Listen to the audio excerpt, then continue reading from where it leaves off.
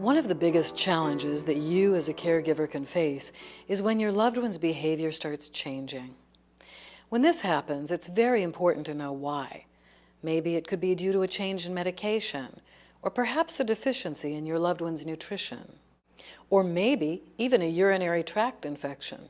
Yes, many people don't know that a urinary tract infection can trigger confusion, agitation, and depression, just like more serious sounding conditions.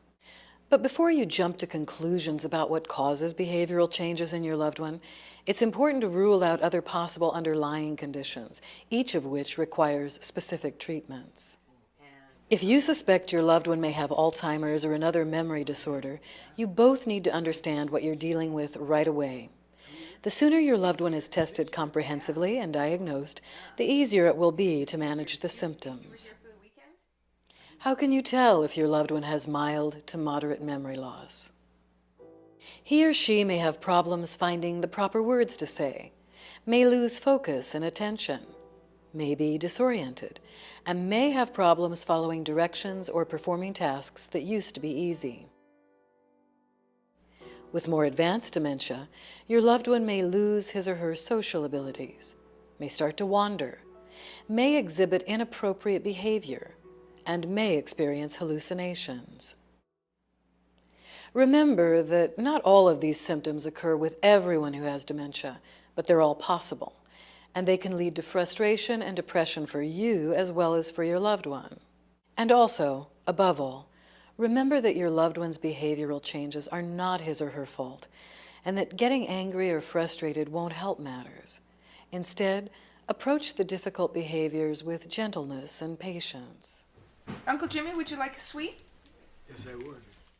Make sure that your loved one is in the calmest environment possible, that he or she is getting adequate nutrition and enough water to drink, and some form of exercise. I ended up there. We have the Chattanooga Choo-Choo chairs. Jimmy, this TV is a little loud. I'm going to turn it down, okay? Yours for just $9. If there are loud noises or voices, if there is too little or too much light, or if the room is too hot or too cold, either correct these things or move your loved one away from them. Lack of sleep or rest can also make your loved one irritable and hard to manage. And although you want him or her to have plenty of stimulating activities, too much stimulation can cause irritability. Hey, Jimmy, can you go over to the fridge and get me the butter and put it on the table, please? Where's the fridge? Right here. If your loved one is helping with household tasks, don't give elaborate instructions. Just start with the refrigerator. Go over here. Explain simply and have him or her do one task at a time. Up above your head.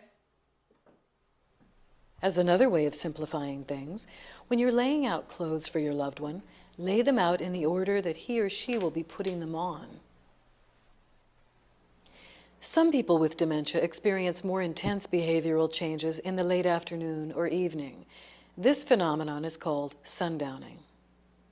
We don't know exactly why it occurs, but it seems linked to fatigue or changes in the light and shadows which come toward the end of the day. Best coping strategies for sundowning are: limit your loved one's caffeinated beverages. Give him or her plenty of sunshine and activity during the day. Put the lights on in the early evening. Make afternoon to evening transitions smooth, and offer your loved one a bedtime snack. Some people with dementia who are disoriented may resort to wandering. Wandering may be related to repeating a former routine or to the need to find something that's lost. If your loved one is restless, bored, or in an unpleasant situation, he or she may have the urge to get up and go. Jimmy, where are you going? I'm going to the restaurant. I'm going to work. To cope with wandering, create a safe place where your loved one can wander, like a special room or an enclosed yard. Label the rooms in your house so that they can easily be identified, and put visual cues and comforting items there so your loved one feels at ease. Alarms and locks can warn you if your loved one tries to wander away, and there are tracking systems in case he or she does. The Alzheimer's Association has an ID jewelry program called Safe Return. It's part of a live 24-hour immediate response service that uses special bracelets to track wanderers. Validation and redirection are two special strategies professionals use in dealing with dementia clients, and you can use these too. Validation therapy is based on the work of Naomi Feil, a social worker who developed successful ways to communicate with older clients. What you got there, Jimmy? Just a bunch of banana peels. I need to keep these. These are mine. I know things are important.